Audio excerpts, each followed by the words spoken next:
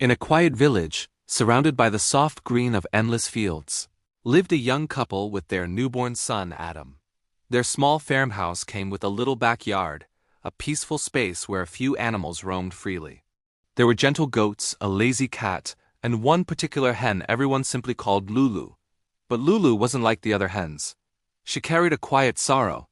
The year before, a fox attack had taken all her chicks, and ever since, she had withdrawn from the world. She would wander the yard alone, her head low, and as dusk settled she'd make soft, mournful clucks that seemed to echo her loss. The neighbors would shake their heads and say she was heartbroken.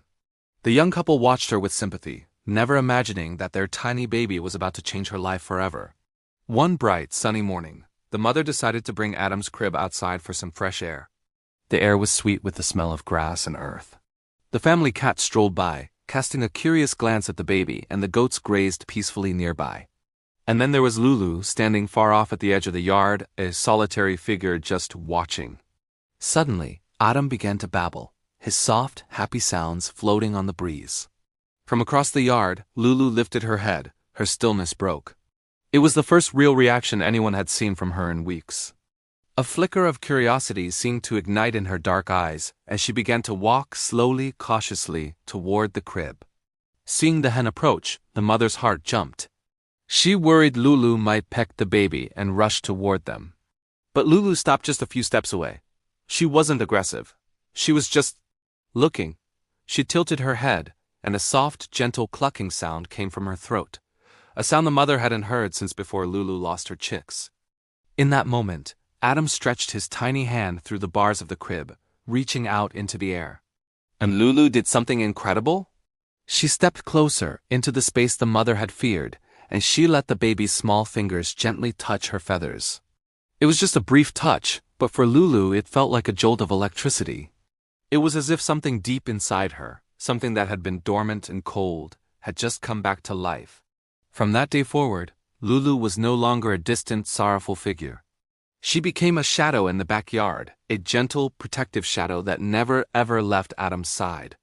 Whenever the mother brought the baby out into the sun, Lulu would come rushing over, not with anxiety, but with purpose. She would circle the crib, her eyes scanning the yard as if on patrol. Sometimes she would tuck herself under the crib, her warm, feathered body radiating heat near the baby's feet.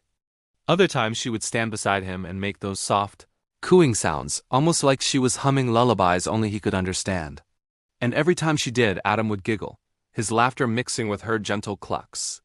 The father would watch them and joke, "Looks like our son has a chicken for a nanny." But beneath the humor, both he and his wife felt something much deeper was happening. It was more than just some animal's curiosity. It was as if Lulu had chosen Adam. It was as if, in this tiny human baby, she had found her lost chick again. A bond was forming, silent and profound, woven from a hen's grief and a baby's innocence. One afternoon, the weather turned without warning. The mother was in the yard hanging laundry, enjoying the calm, when she saw dark, heavy clouds rolling in with alarming speed. Just then, she heard Adam crying from inside the house. She'd left him for just a moment in the living room. Dropping the laundry basket, she ran inside. But he wasn't there. The living room was empty. Panic, cold and sharp, seized her. Then she heard a sound from outside. It was Lulu, clucking loudly, frantically, with an urgency that sent a chill down the mother's spine. She burst back out into the yard and her heart stopped. The fierce wind had blown the back door wide open. Adam's small, wheeled crib, which she'd left just inside the door, had been pushed out onto the patio. It was teetering dangerously on the edge of a short step, about to tip over. But it hadn't.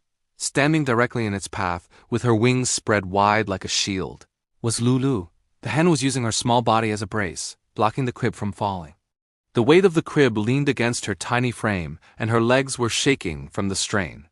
She was pinned, unable to move, but she absolutely refused to give way. The mother lunged forward and grabbed the crib, pulling it back to safety. Adam was safe, still crying but unharmed. In the sudden stillness, Lulu, exhausted and overwhelmed, collapsed onto the grass. The family rushed Lulu to the local veterinarian. Her wing was badly bruised, and she was suffering from sheer exhaustion. The force she had held back was immense for a creature her size. The vet examined her gently, his expression a mixture of awe and disbelief. He looked at the couple and whispered, "This hen. She protected your baby." She acted like a mother protecting her chick. For the next few days, Lulu rested inside the house in a warm, comfortable box lined with soft blankets. Even in her weakened state, her connection to Adam was unbroken. Every time the baby cried from another room, Lulu would stir. She'd try to stand on her shaky legs, her instinct to go to him overriding her own pain and exhaustion. It was then that the couple truly understood the depth of what had happened. Lulu didn't just like Adam. She needed him. He had filled a void in her heart, and her purpose was now to protect him, and maybe, just maybe, he needed her too. With time, care, and a lot of love, Lulu recovered. Her wing healed, and her strength returned. Just as she was getting back on her feet, Adam began to crawl. Soon after, he was taking his first wobbly steps. And his favorite game was to follow his feathered friend around the yard. He would chase her softly, his joyful laughter filling the air, while Lulu clucked proudly beside him, always staying just within his reach. They became inseparable. A baby who had unknowingly brought love and purpose back to a broken-hearted hen, and a hen who had, without a second's hesitation, saved that baby's life. Their story was a quiet miracle unfolding in a small backyard, a testament to a bond that defied all expectation. Years passed. When Adam turned 5, he was so proud of his special friend that he brought cupcakes to his kindergarten class and told everyone the story of his chicken friend who saved him. His teacher and classmates laughed, thinking it was just a childish fantasy until Adam's parents confirmed that every word was true. Lulu still lived in the backyard. She was older now and a little slower. Her feathers were not as bright, but her spirit was strong. And every single day when Adam came home from school, the moment his voice called out across the yard, she would lift her head, recognize his call, and waddle toward him with that same dedicated focus she had on the very first day they met. Their friendship was a beautiful reminder that some connections don't need words to be understood. Some love stories don't need to be human to be real. Adam and Lulu proved that hearts, no matter how small or how feathered, always have a way of finding each other. Thank you for watching. If this story touched your heart, please like, share, and subscribe for more incredible tales of connection. See you next time.